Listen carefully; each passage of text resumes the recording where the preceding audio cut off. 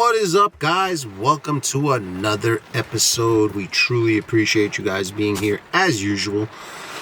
I'm coming at you today from the mobile office, man. Yes, you got it. It's that time of year, man. Once that weather switches, actually, I don't even know if you can hear it in the background, but it's raining crazy. It's windy today, but it doesn't matter. We got time to spend a few minutes with each other, and I wanted to get into a specific topic that I think is important, especially for you boiler guys out there. If you're new to the channel, man, we appreciate you being here. Please hit that subscribe button, smash the like button. Truly helps push these videos up. As you can see, we've been putting a lot of effort into growth on this channel and bringing the most important and upfront communications that we can in different departments. But specifically on this video, I wanted to talk to you about the different types of like steam boilers that we come across. Also in the hydronic field, also it probably can be the same. There's a lot of more high efficiency stuff, but that's not what I'm talking about today. So I'm going to get more into like steel and cast iron and get into like not necessarily the nuts and bolts, but some of the operations and some of the things I see, and then some of the things you really should be looking out for. With that being said, I want to start with steel boilers that we work on. What do you call it? Scotch Marine style boilers. And typically in our boiler rooms, we're going to have 3-pass boilers, some 2-pass boilers.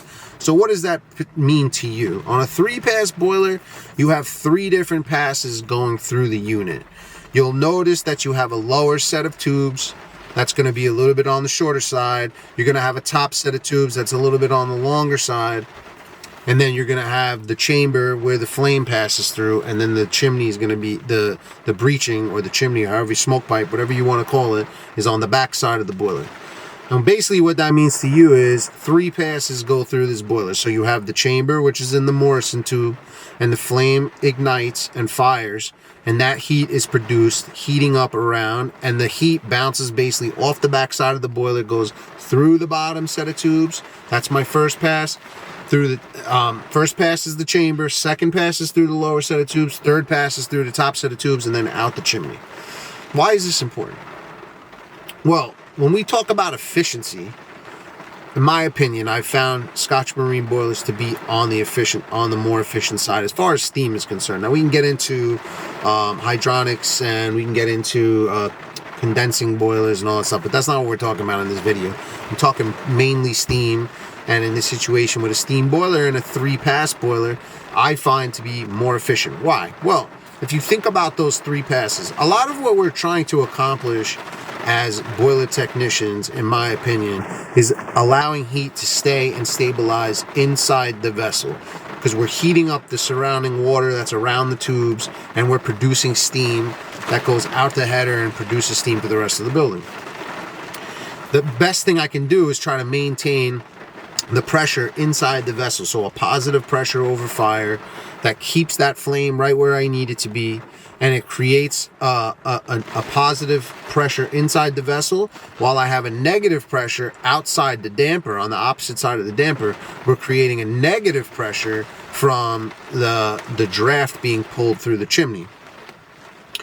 And that makes the boiler a little bit more efficient. Now, as we get into a 2-pass boiler, as you can imagine, it's the same thing, but we're eliminating 1 pass. So you're going through and you're going back, and then the exhaust is on the front side of the boiler, not on the back side of the boiler, so we only have 2 passes. Still efficient, but a little less efficient in my opinion than a 3-pass boiler. Again, open for debate, and that's why I have this channel, and that's why we have these discussions, and that's why you guys drop comments, and that's why I give you an answer. And these are only based off my own experiences. I'm not out here reading books on it. I'm out in the field myself. I've worked on all this equipment, and I've seen it for my very own self. Now, outside of that, we have these cast iron boilers, which are sectional style boilers. And if you ever looked at a sectional style boiler, in between where what we call the heat exchange, right? Because that's what we're doing basically. We're taking the heat from the chamber and exchanging it through to the cast iron or the steel or whatever it is that we're using to produce the steam that we need for the building. Now you have a chamber that has a fire, and then it's sectioned off. Each section goes right out to the chimney. Not the most efficient in my opinion. Higher stack temperatures. Why do I have high stack temperatures? Because you're basically taking the heat right from the flame right out to the chimney. There is no passes. There's less opportunity for absorption. So you need to have a squeaky clean boiler and a perfect flame to not have a lot of losses in your combustion, right? Because high stack temperatures equate to lower efficiencies. That's more on the combustion side, and that's a conversation we can have, but I always tend to have better efficiency, higher efficiencies on my steel boilers, specifically on my 3-pass boilers, because I'm absorbing more of the heat, right? You got to remember what's happening on the end, like in the smoke pipe when you're taking your combustion test, is you're basically taking the sum of all the parts. So you have oxygen, you have CO2, which is coming from the fire. You're mixing those two things to create the flame. And then you have the operation of the boiler itself. So the absorption that's happening between my 3 passes, how much of that absorption is the water taking through the tube, right? And then out the other end, when I'm on the breaching side or the smoke pipe side, I would typically have, in the 300s to maybe slightly over 400 as a high fire stack temperature. And then based on my CO2s and my O2s, those numbers combined are going to give me what my combustion efficiencies are. But the higher my stack temperature is, on a 3-pass boiler, 2-pass boiler steel, if I have higher than 500-600 stack, I know I got a dirty boiler.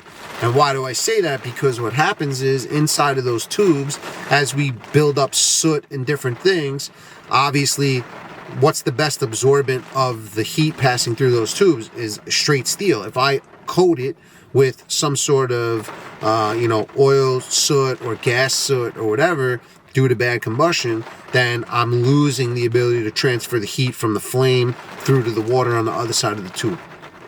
So now it's going to produce higher than normal stack temperatures, which is also going to bring my overall efficiency numbers down, even if my CO2 and my O2 numbers are good. So when I have a 3-pass boiler, I usually can grab great efficiencies and I can really adjust the boilers down properly. Now, some of the older vessels, there's some other little issues, older equipment, things like that. That's not what we're talking about. I'm just kind of getting into the nuts and bolts. On the 2-pass, we also have pretty good combustion because you still create that negative pressure over fire. And then the same thing stands in all of these situations. If I have very high stack temperatures, the absorption of the fire going into the heat exchange of that boiler is not happening with the efficiency that I need it to, especially the way the city is now. In New York City, the requirements are over 80% on gas, natural gas. So high, low fire, does not matter. I have to have over 80% efficiency. So I don't have a lot of room to play with when it comes to keeping within the efficiencies that I need. Now, as I transfer over to a cast iron boiler, I have a super hard time maintaining the stack temperatures that I need to keep the efficiencies where I need them to be. Oil is a little bit easier because oil burns at a higher BTU rating than natural gas does. So higher CO2s, lower O2s, higher efficiencies, but still the stack temperature plays into it. So if I have typically with these steel boilers, when I have trouble is trying to get that 80% efficient on gas. Oil, I can usually muster what I need because you can play around with it a little more. With the gas, it's very, very tight. Like I'm 500 or above on stack and I have to be there, or if I can get slightly under, that's like a miracle. But one of the things that's super important and a lot of guys don't really do a lot with, and I realized this over the years, as crazy as it is, it's in the books. And this is the funny thing. If you don't read, I don't understand. Like, you go to the manufacturer's book, it's going to tell you what they want over fire. And on a cast iron boiler, the only way to produce positive pressure over the flame is to close the rear damper. Don't close it 100%, obviously, because then it can't breathe, right? But you can set up a test, like on Weil McLean's and some of these other boilers, they'll have a test port on like this is the boiler, here's the stack, here's the damper. So on this side of the damper, there'll be a little hole, like a test port, and you can plug your combustion analyzer, or if you have a manometer, it doesn't matter, and you're going to want to read a positive pressure. Some of them want 0.01, 0.02, positive 0.01, 0.02. You got to look it up in the book. I don't want to Don't go by what I'm saying for your application. Look at the book for your application. But the point is, we have to create a positive flame, because remember, even though these are retention head burners, what's a retention head burner? Retention head burner does exactly that. It retains the flame at the burner head. But if I have higher than normal drafts, and I'm not closing off that damper, I got a wide open damper, and I'm basically pulling a hard negative, then I have the propensity to pull that flame off the head, and you're going to get terrible combustion. In a lot of cases, you might get shaking, rattling, banging, all these different things. So with all that being said, it's super important that you set these burners, boilers up the way they're supposed to be. Me, I'm a big fan of steel boilers. Those are the ones I came up in the business with. I have no real issue with cast iron, but I'm learning in New York City that it's very hard to get for certificate to operate, which is a triennial, which is every 3 years. I have to reach that 80% efficient at least. If I'm not 80, I got to be over 80. And it's a very hard number to reach on these cast iron boilers. So you got to be setting them up right. You got to be taking the time to make sure that all your linkage or whatever, I know a lot of guys do parallel positioning or linkageless systems, whatever you want to call it. That's fine. That's a little bit different. I can definitely dial in better efficiencies with a linkageless system as opposed to linkage, because your turn down ratios aren't as good with a linkage system. There's too much slippage and there's a lot of movement in those. Even though I tighten everything up when I go, there's so much movement that it's hard to dial them in. So again, 3 style boilers that I deal with typically that are steam boilers. The steel boilers to me are on the more efficient side. Remember the science behind it. On a cast, you basically have small heat exchange, so there's always loss, okay? So you really got to be dialing those things in. Again, this is something I just want to come in here because a lot of guys in the industry don't understand these things. I know it's crazy because you do this business, but I've been in this business a long time. I've learned from some old timers. I've learned from books. I read a lot. I think it's important to read and educate yourself on these things, but I want you to be mindful of these things. Now, if you have these high stack temperatures, you can bet you have a dirty boiler. So again, something to be mindful of. You're in the field, you're doing a combustion analysis, you're getting... On a steel boiler, for me, if I'm over 500, that boiler's dirty to me. I can dial in the combustion a little bit, but that boiler's dirty to me. And now I've seen them go 5, 6, 7, 800 for many different reasons. I've seen, maybe you guys have seen videos on here of super dirty coated tubes, and, cast iron boilers, the same thing. Like, if I can't exchange that heat from the chamber to the heat exchange, whatever that is, whether it be the cast iron sections or it be the tubes, high stack temperatures every single time. So I hope you guys got something from this, man. I love to educate. I love to talk about these things. It's a passion of mine. I love the boiler business. I love coming on here, having conversations with you guys. It really means the world to me. I appreciate you guys always being here. If you haven't already and you watch this far, please subscribe to the channel, man. It's really helpful. Smash that like button. Yes, I got my English all tied in a knot in my brain. But again, I do appreciate you guys. If you guys have any questions, you have concerns, you have thoughts, maybe you feel a little bit different, don't mind. Drop a comment below. Let's talk about it. You guys already know I answer everybody's comments. I don't leave any comments undone. Even if I don't disagree, we can have that conversation. That's what the world's all about. We can agree to disagree and we keep growing, right?